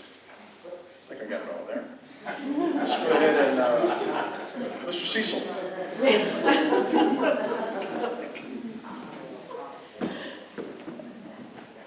Let me see if I can address all that.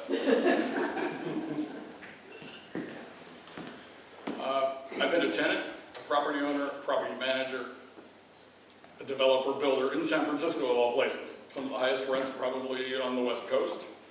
Some of the most regulated property that you can own. The only thing that I can say about that as far as the state legislature goes in controlling pricing on rentals would be legislation.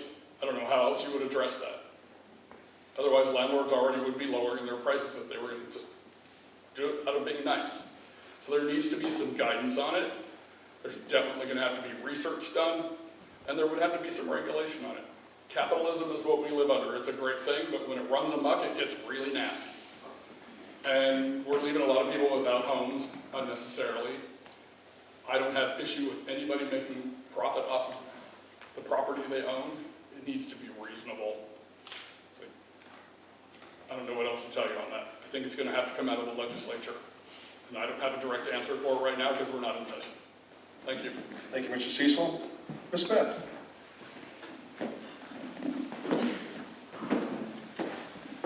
So I can't tell you the number of phone calls that I get from households on a weekly basis that I have an eviction notice on my door and I have 72 hours to vacate my property. What do I do?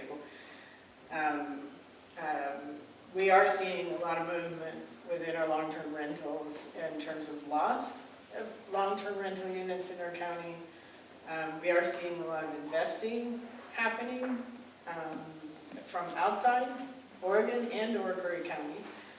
People are coming in and buying up long-term rentals, and whether they keep them as long-term rentals, convert them to short-term rentals, the prices are going up.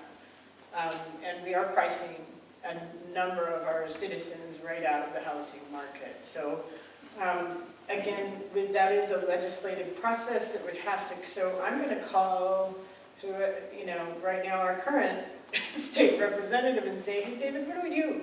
How do we stop this train from coming down the tracks? How do we maneuver within the systems that we have to protect our folks that are becoming homeless as a result of not being able to afford to live in Curry County? And these are people that we need. This is our workforce in some cases. These are our seniors and our veterans who have contributed not only to our country, but to our county and deserve to be housed safe and stable.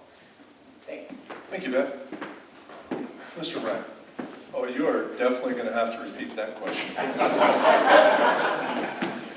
Given the housing crisis, what can be done at the state level to prevent landlords from renting units for twice as much as the prior tenant paid one day after the prior tenant moved out, and no repairs were even made, and to keep landlords from using a 90-day termination to remodel notices to get rid of a tenant and get two new tenants, charging new tenant twice as much rent? So Phil, I want you to know that I knew that question. I just wanted you to say it. All right, so I have a very simple answer to this question. We need to build some houses. We need to build more housing here in Curry County. We need to build affordable housing for people so that they don't fall into this and we have enough housing for everyone. That's what we need to do. We need to focus on that. And you know what? We have a housing emergency. Let's designate one, and let's designate a housing emergency here, and let's grab David Brock Smith and shake him really hard and tell him that we need some deregulation and we need some money that's put towards maybe designated some areas in Curry County that get tax subsidies, so we can get some developers to come into these geographical areas and start building multifamily houses there, and encourage our builders that way, and use our state infrastructure money from the infrastructure bill that's out there to connect our infrastructures to buildable land so we can get some places built here. If we can get more housing here, people won't be falling into those situations like that. Thank you. Finally, David. Thank you. Well, specifically to whoever asked this question, this is the failure of the legislation that was passed called rent control a few years ago. That there's loopholes in that legislation because it was passed the majority. It was more virtue signaling than anything else. You know that the way that legislation is drafted now, because of the inflation that has occurred, rents can now legally go up over 14% at the first of the year, right? Imagine that, 14%. Now, I spoke on the House floor, especially during this legislation, and fought against it because when it comes to the coast, things are different at the coast. This isn't a situation where the one size fits all again across the state. And it has exacerbated the housing crisis on the coast and our coastal communities because people are putting things in short-term rentals. And I'm glad I have the opportunity to applaud the current Board of Commissioners and their planning department for adopting the zone changes that they have occurred and the STR regulations that just passed. And I commend you again, sir, because it's a fantastic way to chip away at these short-term rentals. But I have a bill that actually will repeal the rent control on the coast, and so that we can try and experiment over here on the coast and change those things, which will help that person who asked that question, because we need to address the issues with the loopholes in the base legislation. Thank you, David. For our commissioner candidates, our county has serious problems, yet I read the newspaper and I'm embarrassed by the tone of these meetings. What will you bring to the commission to refocus and address our problems? And let's start out with you, Mr. Alcorn. Leadership. Absolutely leadership. Leadership through accountability. And as I mentioned earlier, stop living in the past. Stop talking about something that someone said 3 years ago, the way they voted, the way they upset you, we got to let all that stuff go. And it comes through leadership. And the other thing is, whoever is chair of the BOC, everybody's got to hold everybody accountable to a higher standard. And we've got to streamline the meetings, and we've got to keep them following the agenda and on point. And we can't diverse back to what made us mad 6 months ago. Curry County has some very serious issues. Complex issues that require complex problem solving. And we will never get there if we're infighting like that. So I plan on raising the standard and holding the others accountable, and I expect them to do the same with me. Thank you, Brad. Ms. Beth? So I think this is a little bit of a repeat, and I've mentioned before that bringing civility and decorum to the BOC hearing room is first and foremost. Effective leadership is the ability to bring people from varying views along with you. Finding that common ground and being able to move forward with a variety of positions, lenses, and thought processes, and being open. We have to listen, first of all. I hear a lot of talking that goes on. I mean, 7-hour meetings, come on. Are we really trying to keep the public from participating? Because that's what it feels like. And I also want to know what's in our agenda packet in enough time so that our leadership sitting on that dais has an opportunity to make informed decisions when they call for a vote. There's no way that that's happening right now with the time frame that the public and/or our elected officials have to digest and understand, ask questions, get feedback, and know that they're making an informed decision that day. And really, it shouldn't take us 45 minutes to amend an agenda. I mean, people get tired and they walk out of the room because, so we are creating barriers to public engagement, in my opinion, and that's the opposite direction that I will take the VOC if elected. Thanks. Thank you, Beth. Next question is for all candidates. Will you pledge to hold a town hall meeting in the cities of your district once a year? And you can expand on your question, please. Let's start out with you, Mr. Elko. All right, so one of the things that I plan to do as soon as I get elected is I'm going to have an office in Brookings. I'm going to pay for that myself, but I want to be available to South County. I'm also going to schedule regular appearances in North County so that I can meet with people. I've already talked with the Brookings city manager, and I've already talked to the folks at Brookings, and we can have our periodic meetings there. And I want to make sure that we're splitting equal time, and I also want to take our meetings to Port Orford. I think it's very important for all of our community to be able to appear and participate and give their input at our meetings. So that is definitely something that I plan on doing. Thank you. Ms. Beth? Yes.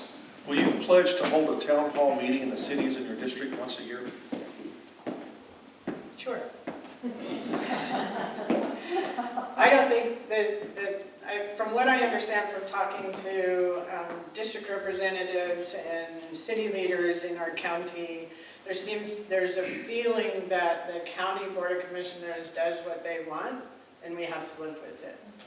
There needs to be, if they're feeling that way, then there's a reason that they're feeling that way, right? So, and I think there's a lot of damage to be repaired, and so that we can build those bridges back and work with our districts and work with our cities and have a collective impact rather than a scattershot hodgepodge of accomplishments. I think there's opportunity for us to have a greater collective impact if we build relationships instead of burning them down. And sometimes I think decisions are made and community members go, well, where did that come from? I don't even know. So yeah, more engagement with our community and a better understanding of what our issues are and the complex solutions that are required to address them for the community and building trust again is important for us. Thanks. Thank you. Mr. David? I can say I'll try. It's pretty complicated. The COVID, of course, like I said, knocked it around, but there's like 15 cities in my district. And so, I mean, Senator Merkley and Senator Wyden set a high bar by going to every county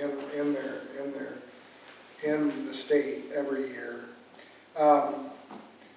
We've done it, and we had a good turnout in Brookings, a little less in Gold Beach, a little less in Port Orford, nobody in Myrtle Point, and so forth. And I'm pretty accessible. And I try to come to the county commissioners meetings and give a county update, come to my cities and give updates there. So I'm not going to pledge that I'm going to do it because, I mean, I'm going to be in Salem until July of next year, from January to July. You're a part-time legislator, but I'm a full-time legislator. And you put about 40,000 miles on your car a year. I want to hear from my people, and I'm very accessible via phone and email, but I will try to have town halls, because I actually really enjoyed this and the interaction. So I will try to have one in every community, but it might be every other community for a time. Come back. Thank you, David. Mr. Cecil?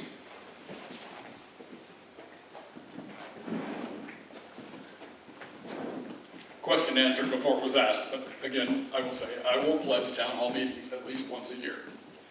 And as David mentioned, there are lots of little towns all up the coast. We've got Brookings and Gold Beach, Port Orford. The district includes Bandon, Myrtle Point, Coquille, Bridge, Remote. Some of you may not even know these little towns. I'm just getting to know them a little bit better and some of the people that live there. And you get out into Greene and Dillard, all those areas in the western part of Douglas County. So yes, it is a bit of work to do.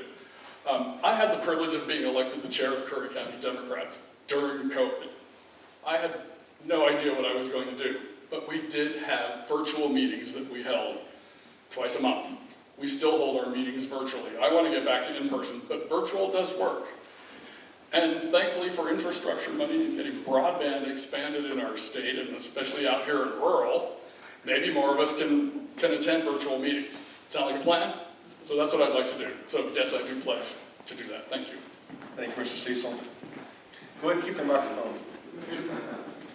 What would you do, goes back to Brett.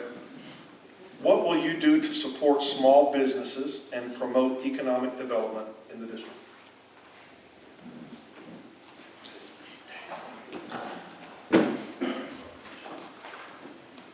First, I'm going to spend some time getting to know more of the small business owners.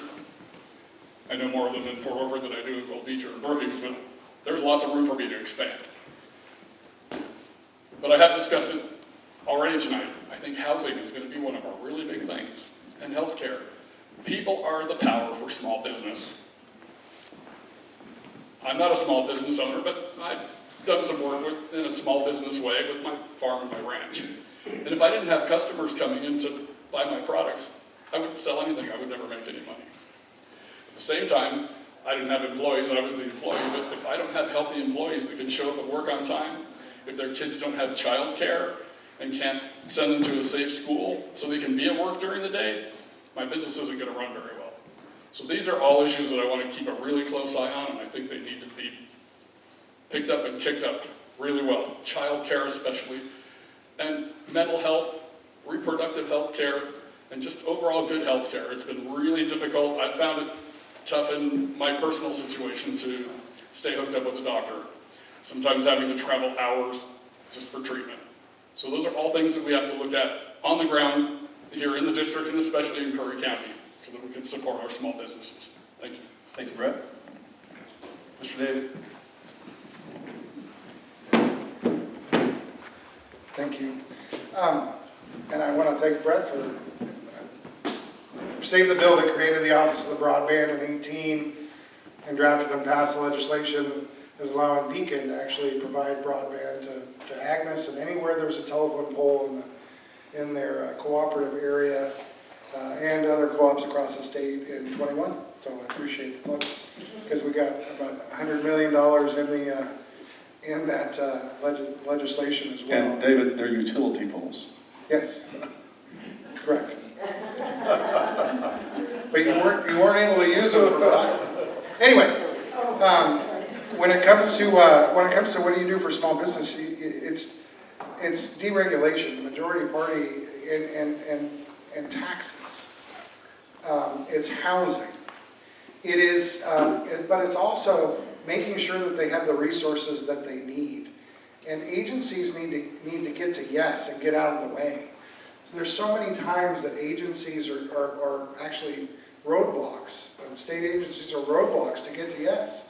I mean, some are shaking her head because she deals with them all the time when it comes to businesses or development and so forth. And so I play a conduit all the time when it comes to my constituents and different agencies and different business owners so that they can get the resources they need.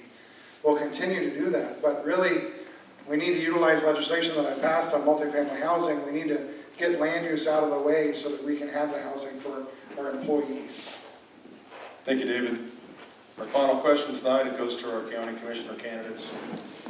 What is your plan for homelessness? Let's start out with you, Mr. Uncle. Okay, so the first step is, as I mentioned earlier, in the city of Brookings, I helped create a position with the police department called the Community Resource Officer position. That is a position that is primarily outreach, but it is also an officer who can enforce our laws. So what our officer does is he goes out in the community, He contacts members of our homeless community and makes an assessment with them so he can understand who they are, what their tendencies are, whether they're have drug addiction, mental health, or they have economic issues that have put them in this position. And then he also assesses what level of help that he can offer them. And he is specially trained, and he is connected to resources across the state. And if somebody needs help, he can connect them to those resources. He is available to our businesses. A business owner comes to work in the morning and there's somebody sleeping in the doorway. It's an habitual problem. Our officer is already available to and probably knows this person. It's been very helpful with de-escalation. When we have somebody who's acting out in the community and the officer has already had a relationship with him. Our officer works hand in hand with our advocate community, and they will tell you that he's doing a great job. So my plan for homelessness is to take that concept and expand it throughout the county and make that available to every city and to our county. Thank you, Brad. Elizabeth. Great question. So, plan for homelessness, has to be multifaceted. There's not one silver bullet that is going to solve the problem of homelessness. There's a variety of reasons people fall into homelessness. Some of them stay there, others it's brief and situational, and they're right back on their feet again. So there isn't a silver bullet. There's not one way that we can respond to the homelessness issue in our community. Law enforcement is one way. That's one tool that we can use. I communicate with Officer Brandon on a regular basis. I email him when we have people that are traveling out of Curry County that are connecting at the Southwest Point in Brookings. By the way, did you know that we need to talk to our new infrastructure and transportation representative because we lost an east-west connector route out of North Bend, the Greyhound line. Do you want to know why we have so many people coming down to South County? It's because that's their connection to the I-5 corridor. If we get that Greyhound line back going out of North Bend, you will see a reduction in people coming down into South County to get to the Southwest Point. So collaboration, coordination, working together with law enforcement, working together with mental health and behavioral health, and developing evidence-based, proven successful programs to support our families. Right now, we've got a pregnant mom with 2 kids who has to be out of her home October 20th. I'm getting calls, usually every year I have to call our school districts, ask them for data. I'm getting calls from our district offices now because they're appalled at the number of students enrolled that are homeless by definition. It's a crisis situation. Thank you, Beth. Our candidates will now have the opportunity for a 2-minute closing remark. Why don't we start with you, Mr. Alcorn? All right, so first thing I have to do is I have to admit that I did something wrong tonight. I made a mistake. And my wife has been giving me dirty looks in the back of the room. I didn't smile very much tonight. Okay? And I tend to do that when I start talking about the issues facing Curry County because I'm very passionate about what those issues are. We have serious issues. They require serious solutions. So I apologize for my lack of a smile at times tonight. So you have the choice of candidates between Beth and I. But before you cast your vote, I'd ask you to do something.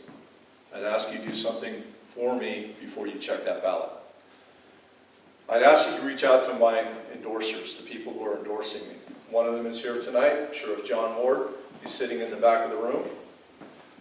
And I want you to go to John and I want you to ask him why he's endorsing me, why he made that choice. He's never endorsed a political candidate before. Commissioner Christopher Pash is in the back of the room. Not only is he endorsing me, but he has also the one that reached out to me initially and talked me into running for this office. David Barnes is here. David Barnes is sitting back here. He's our county treasurer. David and I, sometimes we have differences and we talk about it. But I tell you what, he is very qualified to be in this position and very easy to work with. He is endorsing me. And I want you to go and ask him why. Now, I don't know if you're a small business owner or you live here in Gold Beach, you know where Jerry's Jet Boats are. Stop in there and talk to Bill McNair, he's the owner, or anyone in the McNair family. They're endorsing me. And ask them why.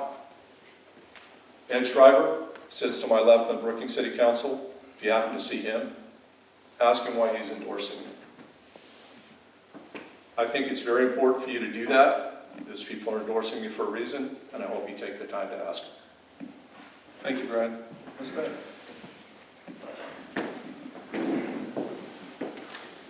So again, I want to thank you all for coming out tonight. It's been a long evening, and I'm sure you're all anxious to get home, so I'll keep this as brief as I can. We are in a crisis situation in our county, and I mean, I've had conversations with Jenny Williams at Curry Health Network about discharging elderly and senior and disabled people, and there's nowhere for them to go. They're calling us saying, what do we do? We have a housing crisis that is impacting our workforce and our businesses. We've got to roll up our sleeves. We've got to come together. We have to find some common ground. We have to work with civility and respect for one another and address these issues in our community. The house is on fire. There aren't enough fire trucks coming to put out that fire, so it's going to take all of us to come together, all of us. And whether I'm elected or not, I intend to stay in the role that I'm in. If I'm not, and I will be working with my opponent and Herzog and Commissioner Boyce, so because these issues aren't going away. They're not going to solve themselves overnight. They're not going to solve themselves at all. It's going to take all of us working together and intentionally addressing these issues in a way that's going to move the needle. We've had a housing committee that can't even get a quorum together. I call that a red herring. I think that there was an effort to, well, let's entertain these folks and put together a housing committee, but nothing that I can tell, has come out of that effort. So, because I don't see that it's been supported adequately from our leadership, and intentionally moving the needle and pushing forward to address our housing issue. We need medically fragile units for people to be discharged out of our healthcare system so that they can receive the support and care that they need to stay healthy while we wait for a bed to open up in an appropriate system of care. We don't have that now, and we need it. We're suffering. So, thanks. Thank you, Ben. Mr. Cecil.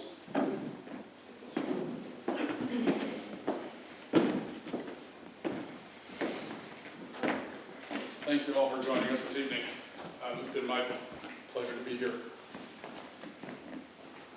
I just have one thing to consider that I really want you to pay attention to in this next election. There's choice coming on our ballot, all up and down our ballot. The choices that you're going to make in this election are really going to drive what happens for us in generations to come, at least decades, if not generations.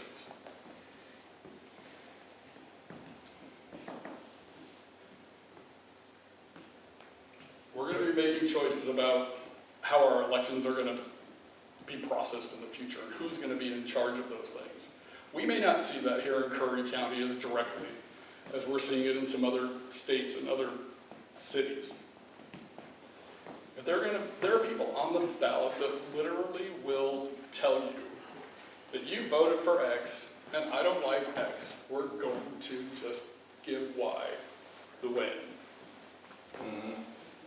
I'm asking you to pay really close attention to that. We so far don't have this issue here in Oregon, but we could have it very quickly. And the weakest link in our national elections is going to be the weakest link of our American democracy. It's on the line. We've all been fighting back and forth. We discussed civility tonight. I personally don't support violence of any kind for any reason, especially not for political reasons. If you can't win your race in an election, you don't get to throw a tizzy fit and say, I won. Possession is not 9/10 the law.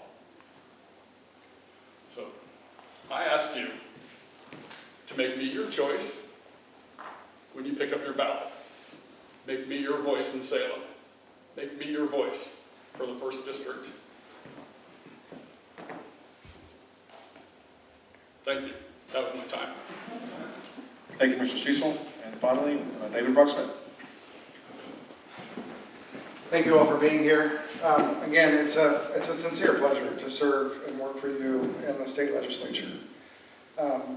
I work very hard for all of you. We might disagree on an issue or not, but the slogan "working for you" is something that I take very, very dear, because I can have conversations on issues, and Beth can tell you, on various issues that we might disagree on, but we can find common ground on other things, and the same with Brad. And both of those have been discussed tonight. When it comes to some of those things, though, you know, it's really fulfilling to actually create a concept and see it all the way through that's going to be a game changer for people in this state.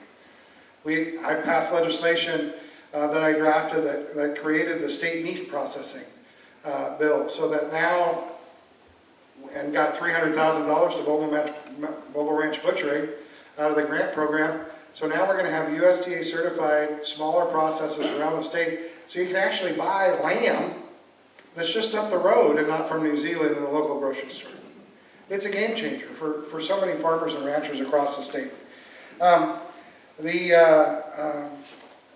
behavioral and mental health issues that we've been discussing tonight, a lot of them are dealt with Bay Area Hospital. We were able to work quickly and deal with and get them $2 million, or they were going to close their facility. And now I've created a work group and I have legislation where we're going to have a pilot project in Southwest Oregon to help address these issues. And then finally, when it comes to healthcare in general, I mean, we wouldn't have the Brookings ED if it wasn't for the work that I desperately did. We wouldn't have the Coast Community Health Building in Port Orford, Evan, if it wasn't for that work. And you can ask Linda. So there's lots of work to be done, and I just want to continue to do it. And I need your vote to do it. Thanks.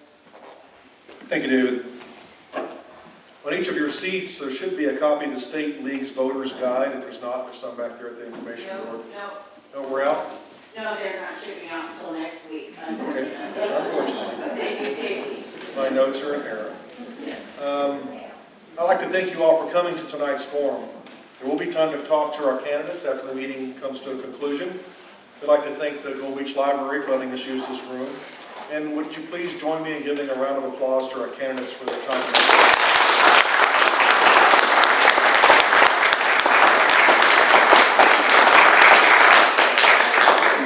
Thank you very much, and have a good weekend coming